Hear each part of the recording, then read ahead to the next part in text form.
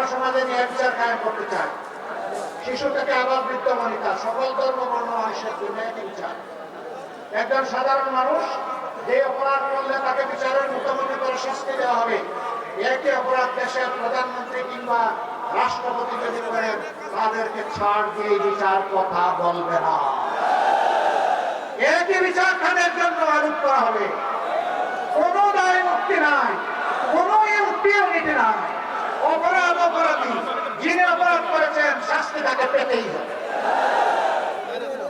এগুলো যারা ভয় করে তারা জনগণের এই উত্তাপ সমুদ্রকেও ভয় করে।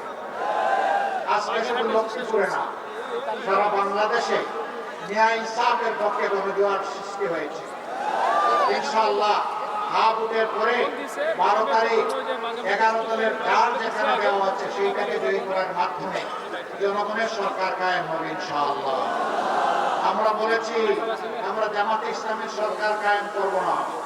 আমরা বলেছি আমরা জামাতে ইসলামের বিজয় চাই না। আমরা বলেছি জনগণের সরকার কায়েম করতে চাই। আমরা বলেছি 18 কোটি মানুষের বিজয় চাই। এবারকার নির্বাচনে একটি ইতিহাস রচনা করবে। সেই ইতিহাস হবে ন্যায় ইনসাফের পক্ষে। সেই ইতিহাস হবে বাংলাদেশকে চাঁদাবাজ মুক্ত করার পক্ষে। সেই ইতিহাস হবে দুর্নীতিবাজ মুক্ত করার পক্ষে। সেই ইতিহাস হবে অর্থনীতির মুক্তির পক্ষে। সেই ইতিহাস হবে বেকারত্বের বিরুদ্ধে। ইনশাআল্লাহ সেই বাংলাদেশ করার জন্য আমি আপনাদের সবাইকে আহ্বান জানাচ্ছি।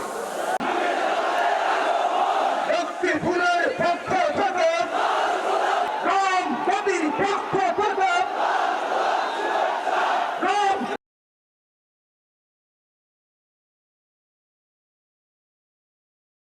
জামাত ঘোষণা করেছে জামাত যদি রাষ্ট্র ক্ষমতায় যায় তাহলে হাত ধরে সেসব হাতের স্পর্ধা তোমাকে সাহস আমরা করতে দেবো ইনশাআল্লাহ। আন্দোলনের উর্বর ভূমি রেখেছি, সামনের দিনগুলোতে আমরা সেভাবে এই জমিকে উর্বর রাখবো। কয়েকটা দাবি আমি উত্থাপন করতে চাই। আপনারা বিএনপিতে যোগদান করিয়েছেন, এরকম মানুষ বোধহয়